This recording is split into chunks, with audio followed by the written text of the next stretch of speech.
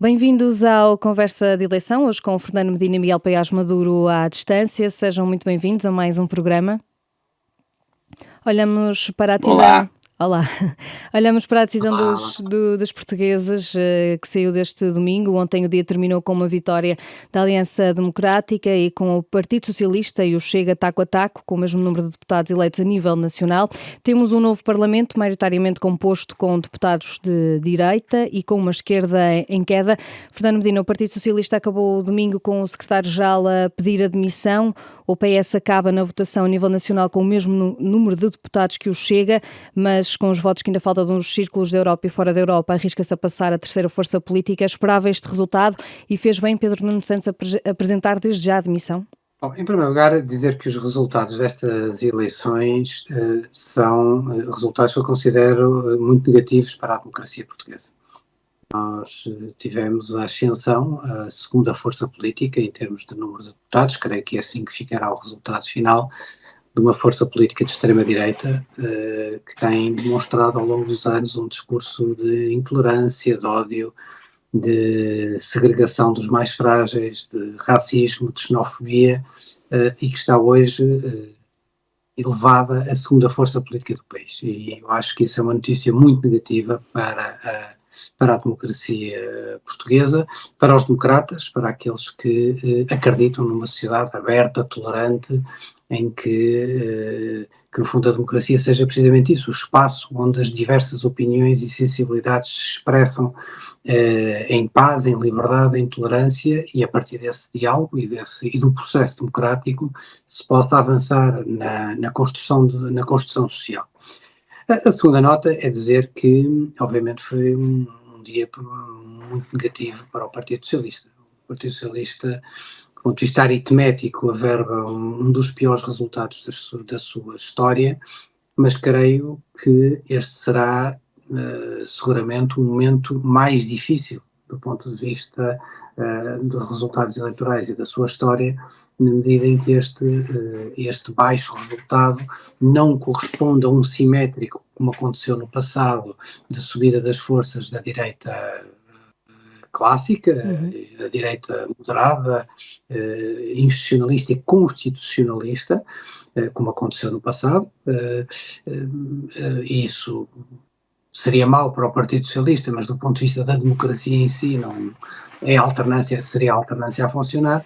Estes resultados mostram uma consolidação dessa força de extrema-direita e com eleitorado, a recolher eleitorado de vários partidos, mas também a recolher um eleitorado significativo que noutras eleições terá votado no Partido Socialista. Mas tendo em conta este E por resultado, isso fez bem Pedro Nuno Santos apresentar já a admissão?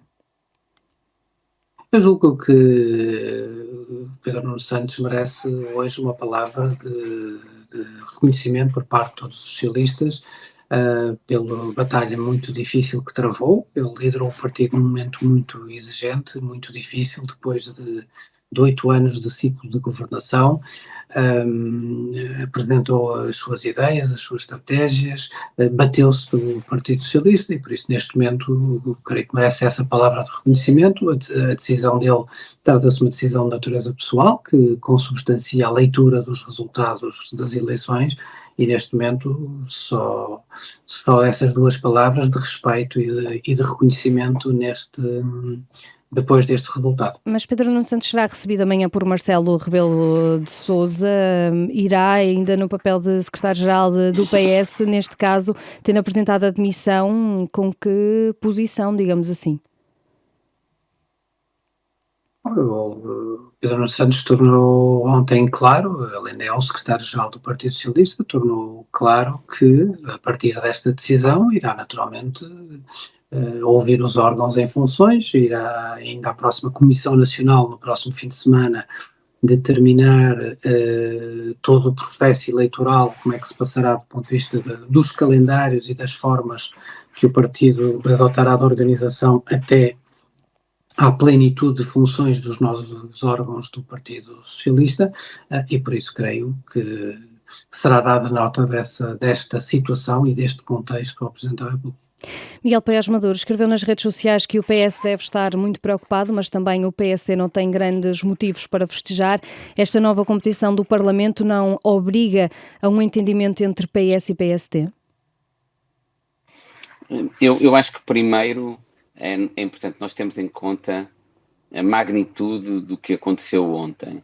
E o resultado das eleições de ontem é paradoxal, porque, por um lado, mantém o atual ciclo político, reforça o capital político do Primeiro-Ministro e da coligação que o suporta, mas ao mesmo tempo sem garantir estabilidade e governabilidade, mas ao mesmo tempo que mantém e assegura a continuação do ciclo político, promove uma revolução do nosso regime político.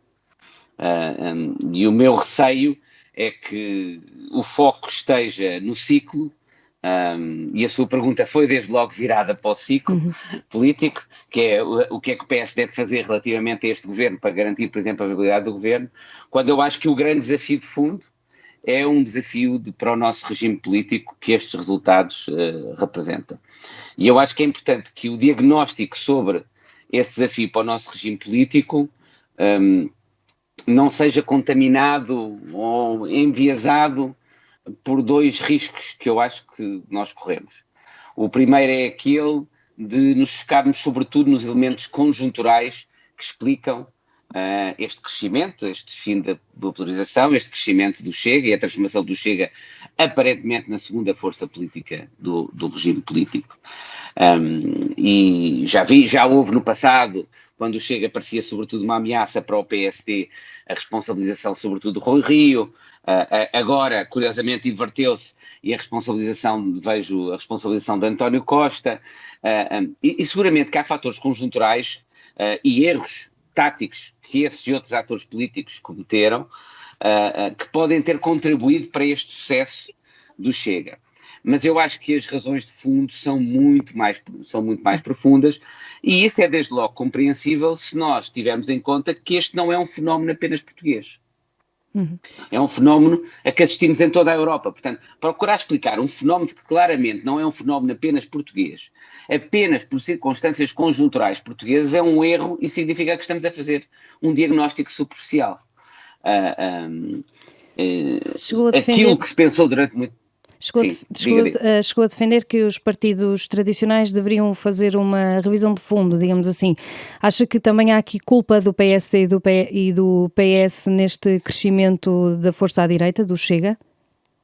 O que eu gostaria desde logo é que o PSD não repita o erro que o PS fez, que foi achar que o crescimento do Chega poderia ser uma forma de afastar o PSD do poder e consolidar-se a ele como ao PS, nessa altura, como ator fundamental do regime, como o partido político fundamental do regime. E eu temo que o PSD possa fazer o erro contrário, que é olhar para esta ocasião como uma oportunidade, esquecendo que rapidamente nós podemos voltar de novo à circunstância do Chega a ser uma ameaça maior para o PSD do que para o PS. Porque na realidade ele representa uma ameaça para esses dois partidos políticos, à luz daquilo que tem sido a evolução do nosso regime político. E é por isso que nós temos de compreender quais são as causas de fundo. E as causas de fundo, que durante muito tempo ignorámos em Portugal e levaram muitas pessoas a achar que nós éramos um país imune aos partidos e aos movimentos populistas, quando na realidade nós sempre tivemos, aliás, em termos académicos, isto era consensual, uma forma de populismo bem diferente, mas era uma forma de populismo de esquerda, por exemplo, mas bem diferente daquilo do populismo e da forma do populismo de hoje de direita, mas nós temos as duas circunstâncias que são comuns e que encontramos em todos os países onde isto tem acontecido. Por um lado, que é uma desconexão entre o eleitorado e a classe dirigente, classe política e elites, não apenas a classe política, mas sobretudo a classe política, mas as elites, também os mídia, outros. Portanto, uma perda, sobretudo, do nexo de representatividade.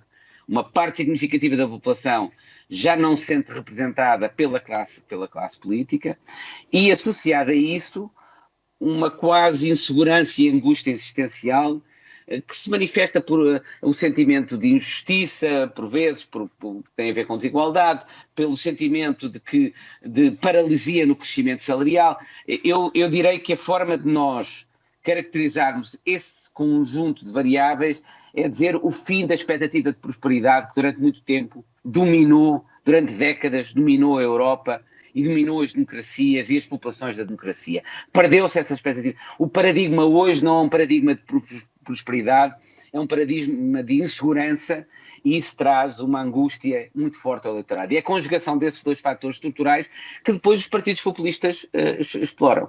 E é a resposta a esses dois fatores estruturais que eu acho que tem de ser a prioridade dos partidos do sistema. E para isso eles têm de se apresentar, como eu escrevi sobre isso na semana passada, antes das eleições. Não pensava que o resultado fosse já uma confirmação tão grande dos riscos que eu apresentei no meu artigo da semana passada no Expresso, em que eu dizia que basicamente como os partidos principais, os partidos tradicionais do sistema, não conseguem apresentar-se como reformistas, nem conseguem oferecer perspectivas de reforma dentro do atual sistema político, parece bloqueado e em que eles parecem competir antes pelo papel de qual protege melhor o status quo, o que isso leva a que a alternativa a isso seja apenas e só não programas reformistas, mas a revolução. E essa revolução é representada pelo Chega. Acho que... Mas eu vou voltar a insistir nesta questão, que é, este crescimento do Chega não abre uma porta que o PS e PSD procurem algum entendimento para dar alguma estabilidade? Pode ser parte da resposta. Eu acho que há dois dilemas que isto nos coloca. O primeiro é como lidar com o Chega, por exemplo. Há quem entenda, e eu ainda ontem à noite tive algumas discussões com alguns colegas académicos sobre isso, que a melhor forma de lidar com estes partidos, na realidade, é trazê-los para dentro do sistema, tentar normalizá-los, fazer o chamado abraço de urso. Mas eu acho que, e numa lógica, num partido como o Chega, e com as características do Chega, e com as características, digamos, dos atores políticos em Portugal neste momento, o risco podia ser o contrário. Podia ser que, trazendo o Chega para o arco de governação, o que ia acontecer, o que aconteceu em Itália, quando a Força Itália trouxe a Liga Norte e os Fratelli d'Italia de Meloni para dentro do governo, em que acabou por ser essas forças mais radicais que tomaram controle. Portanto, o abraço de urso funcionou ao contrário. Eu acho que provavelmente se o Chega fosse, por exemplo, para o arco de governação e para o PSD, o que aconteceria era provavelmente o Chega, por um lado, assumir uma credibilidade de poder ser força de governo, beneficiar disso, mas ao mesmo tempo continuar a fazer uma política de facto de separação e oposição a partir de dentro do governo, que o levaria ainda em menos tempo ao governo. Mas essa é uma discussão e é um dos dilemas sobre lidar. E depois, associado a isso, a questão, e então, qual é a alternativa? A alternativa terá de passar, se for outra, pela natureza da relação entre a AD e PS, mas como assegurar que a AD e PS podem garantir governabilidade mútua sem eliminar a alternância dentro do espaço político, porque senão a única alternância possível não é entre a AD e PS, mas seria entre Chega e uma dessas forças políticas. E, portanto, eu acho que a forma de resolver isso é tornando claro que há espaço para compromissos importantes e compromissos que ajudem a responder aos problemas colocados ao regime político pelo Chega, compromissos ao nível da despartidarização da máquina do Estado, do reforço da integridade política, das reformas dos próprios partidos políticos, de uma reforma, por exemplo, que eu defendo, da lei dos partidos políticos, que abra a participação nos partidos políticos tradicionais, por exemplo, facilitando primárias genuinamente abertas, que para mim, para serem eficazes, têm de partir de uma forma de lei dos partidos. Portanto, espaços para compromissos nessa área, mas mantendo a divergência política e a diferenciação política entre PS e AD noutras matérias. Acho que nós temos de ser capazes de perceber que as duas coisas são possíveis ao mesmo tempo. Fernando Medina, pergunto-lhe se deve o PS garantir desde já a estabilidade e assumir a viabilização do programa do Governo da AD e o Orçamento do Estado? Bom, eu gostava só, antes disso, de subscrever na íntegra a intervenção do Miguel Poiás Maduro sobre a dupla natureza desta realidade, da subida das forças de extrema-direita, que é uma de dimensão estrutural, que aliás não é imune aos ares do tempo daquilo que nós vemos pela Europa e associada também com uma âncora forte no tema da imigração, mas alimentada por aquilo que é a máquina de produção e de difusão da extrema-direita, que é, no fundo, a administração norte-americana, no fundo, o Partido Republicano nesta sua versão extremista. Os ares do tempo dão força a esse tipo de movimentos e esse tipo de influência, isso já vimos noutros países, e julgávamos que não chegaria cá, mas aqui chegou, com umas características próprias, com umas idiosincrasias próprias também de uma liderança muito centrada numa só pessoa, e isto tem uma dimensão que, como Miguel referiu, é uma dimensão de ameaça ao global do sistema democrático. Porque à direita, a questão que se coloca, como Miguel referiu, é uma questão de tipo existencial. Isto é, a entrada, como é que se lida com a extrema-direita do lado direito da esfera política? Ou procurando integrar, e aí a dificuldade hoje é muito grande, na medida em que o PSD, apesar da vitória eleitoral que teve, depois deste ano em que o governo viveu relativamente sem particulares sobressaltos, numa situação económica e financeira muito favorável, tem 33%. Ora, tem 33% versus cerca de 23% da força da extrema-direita, e por isso a correlação de forças não tranquiliza, não é? No sentido de haver uma integração do PSD dessa força de extrema-direita. A segunda forma é a forma de procurar a estabilização num cordão de âmbito sanitário, e aí obriga a uma leitura conjunta entre centro-direita e centro-esquerda sobre o que fazer e como tratar esta nova força. Mas o PS devia dizer já se viabilizava ou não este programa do Governo e o Orçamento do Estado? Eu acho que a primeira palavra neste momento é a palavra que tem que ter o Primeiro-Ministro. Pronto, será o atual Primeiro-Ministro e certamente indigitado o futuro Primeiro-Ministro. Eu acho que Luís Montenegro tem que tornar muito claras duas coisas. Em primeiro lugar, qual é o seu entendimento sobre o quadro de relação do PSD com o Chega, e se o PSD entender que vai para um quadro de uma relação mais próxima e mais permanente e regular com o Chega, bom, terá escolhido o seu parceiro. Isso afasta o Partido Socialista de responsabilidades relativamente à governabilidade do país e coloca, no fundo, aquele primeiro cenário que tínhamos falado do ponto de vista estrutural, de uma ligação entre os dois partidos.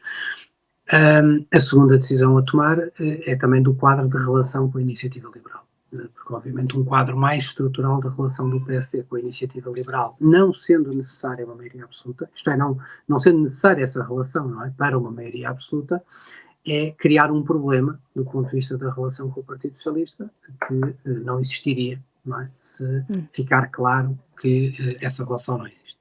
Agora, e por isso, perante essas duas condições, há também uma terceira, que tem a ver com a disponibilidade, com a atitude, a disponibilidade e o verdadeiro espírito de diálogo que o Primeiro-Ministro quer imprimir, porque neste tipo de relações é preciso, como se diz na gíria, são precisos dois, não é? Para dançar o tango. E a verdade é que Luís Montenegro e o Governo tiveram um pecado original nesta governação, que foi um certo sentido de autossuficiência. Isto é, uma tentativa de ganhar o poder e reforçar o seu poder no país através da ação governativa. Isto é, nós vamos fazendo,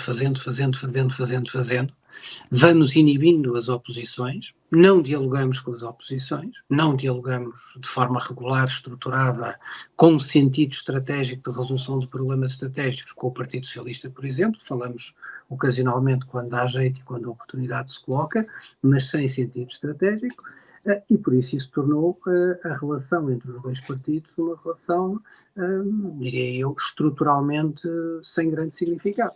Miguel... Os partidos não falavam com essa regularidade. E aqui o sinal que Luís Montenegro transmitiu sobre a forma como o quer fazer, obviamente tem que ser lido com toda a atenção pelo Partido Socialista. Terminando e fechando a pergunta da Filipa, se a resposta, três temas para o Primeiro-Ministro responder.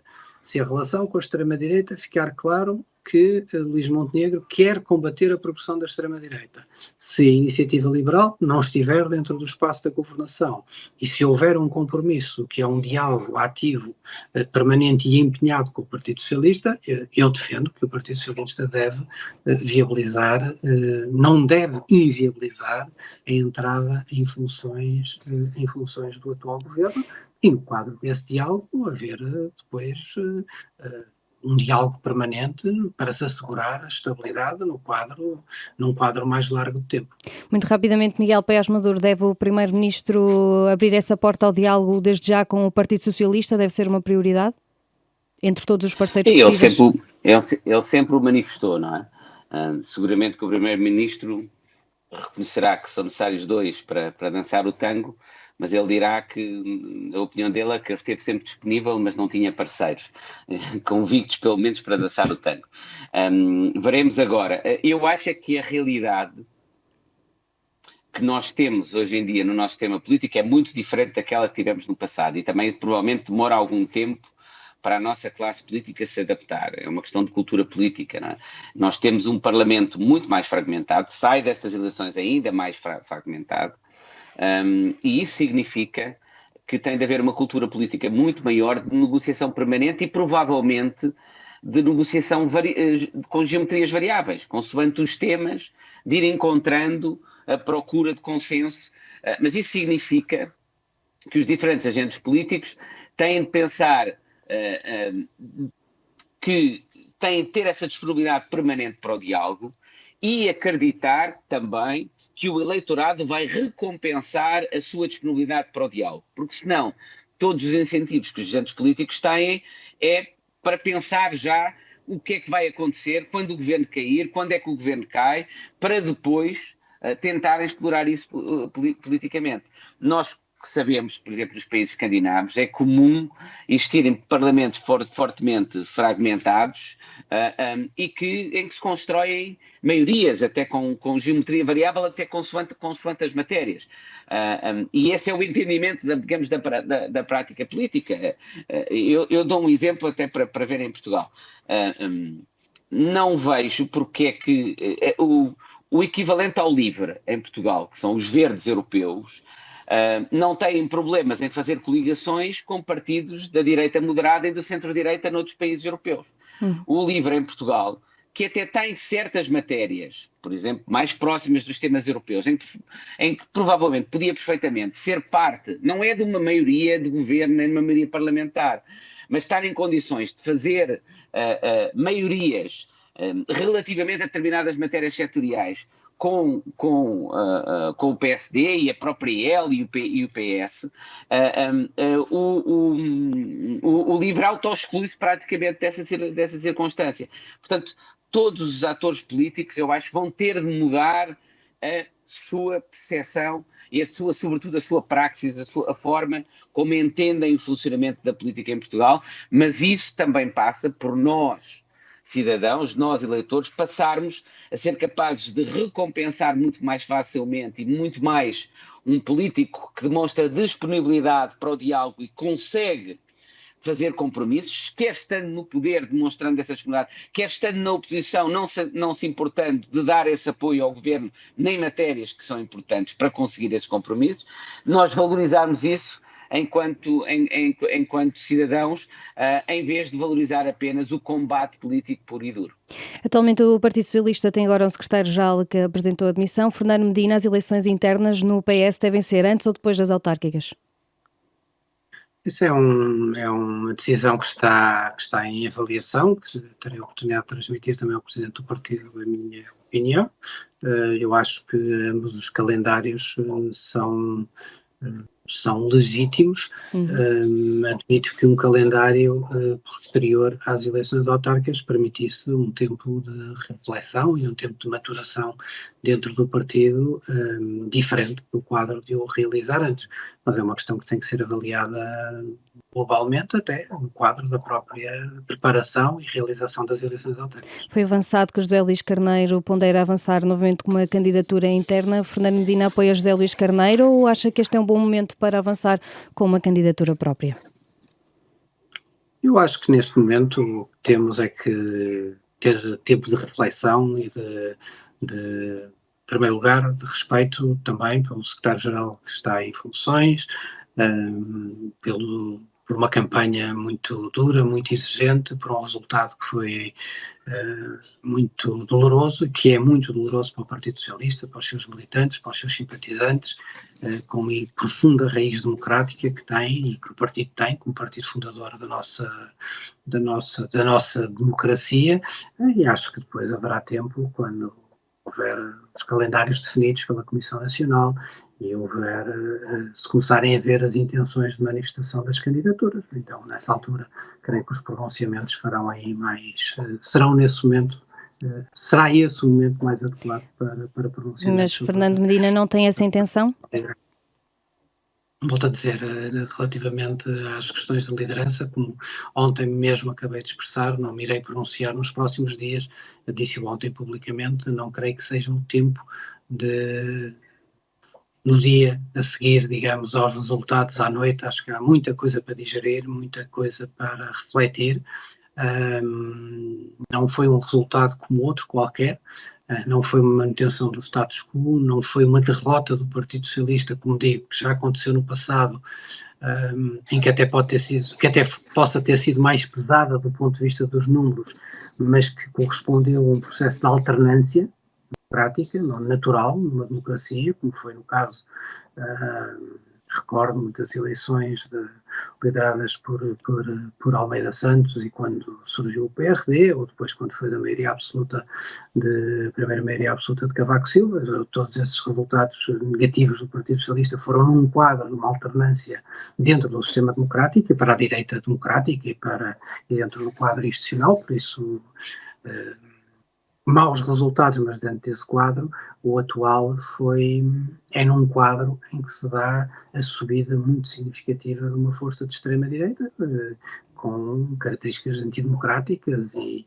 muito claras e muito marcadas, que veio alterar o quadro que nós vamos ter no nosso sistema político nos próximos tempos. Vamos terminar com um conselho para a semana. Miguel Poiás Maduro quer deixar alguma palavra para os próximos dias? A minha palavra seria apenas aquela de muita reflexão e prudência, sobretudo dirigida ao Presidente da República e aos partidos políticos, com as consultas que vão ocorrer ao longo desta semana.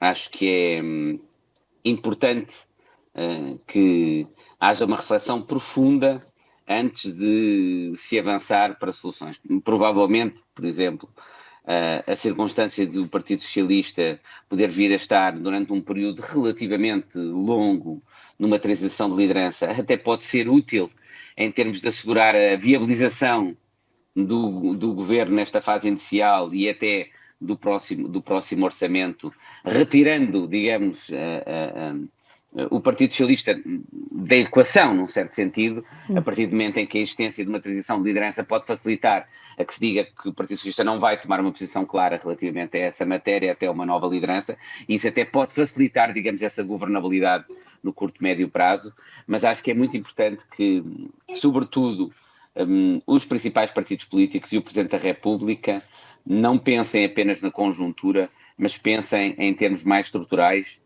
no que é necessário fazer para assegurar a viabilidade do nosso regime democrático num sistema de moderação e que a alternância continue a ocorrer, sobretudo, entre partidos moderados do sistema. Não basta pensar em termos de estabilidade e em termos de governabilidade no imediato, é necessário pensar em termos de proteger a confiança dos cidadãos no regime político e no regime democrático. Fernando Medina, algum conselho? Eu creio que a palavra que se impõe neste momento é de ponderação e de reflexão a todos os agentes do sistema político. Creio, como já aqui foi sublinhado, estes resultados tendo sido resultados que foram muito negativos para o Partido Socialista e corresponderam a uma vitória da Aliança Democrática, os desafios que colocam e as exigências que colocam aos dois blocos, de centro-esquerda e de centro-direita. E por isso não creio que sejam resultados que permitam grandes festas, ou sequer festas de alguém, tirando naturalmente do próprio partido de extrema-direita, isso exige, no fundo, essa reflexão e uma adaptação do comportamento relativamente a esta nova fase que vamos entrar, que é uma fase nova e delicada, e que haja também sensibilidade dos partidos relativamente a este quadro que estamos colocados. Não é muito elegante da minha parte dizer isto, mas para mim tornou-se claro nas questões de conjuntura como a posição dos dois partidos relativamente à forma como se lidou com o caso comissão de inquérito, caso moção de confiança, creio que houve aqui responsabilidades na condução em provocar, não é? Um quadro de eleições marcadamente em cima de um tema que é um tema fértil ao discurso da corrupção generalizada, dos problemas generalizados e depois também ao discurso do são todos iguais. Quer dizer, eu acho que estas eleições ocorreram num quadro em que acabou por favorecer esse crescimento da extrema-direita, e isso é algo que os dois maiores partidos têm que procurar a todo custo evitar. Além das dificuldades estruturais que já temos, como o Miguel sublinhou, convém evitar os erros conjunturais que no fundo depois aceleram essa dinâmica. Fernando Medina Miguel Paios Queria Maduro. deixar uma última palavra. Tem de ser breve. Filipe, Sim. muito breve. Era para festejar o Miguel e através do Miguel todos os esportistas, uma conquista histórica. Muito obrigado. Bicampeões. É uma conquista, como é que dizer, única numa geração. O Miguel vive uma geração única, é verdade, que é ter este bicampeonato. Estamos a ficar mal habituados no Sporting, ou bem habituados. Pertenço ao clube, as minhas simpatias clubísticas são conhecidas e estão do outro lado da segunda circular. Mas foi um sábado complicado. Muito obrigado, Fernando. Aos sportingistas, para não ter sido tudo negativo não colocando as coisas na mesma escala, mas pelo menos uma parte da população portuguesa que mereceu o festejo. Muito obrigado aos dois. Regressamos na próxima semana com mais um Conversa de Eleição. Até lá.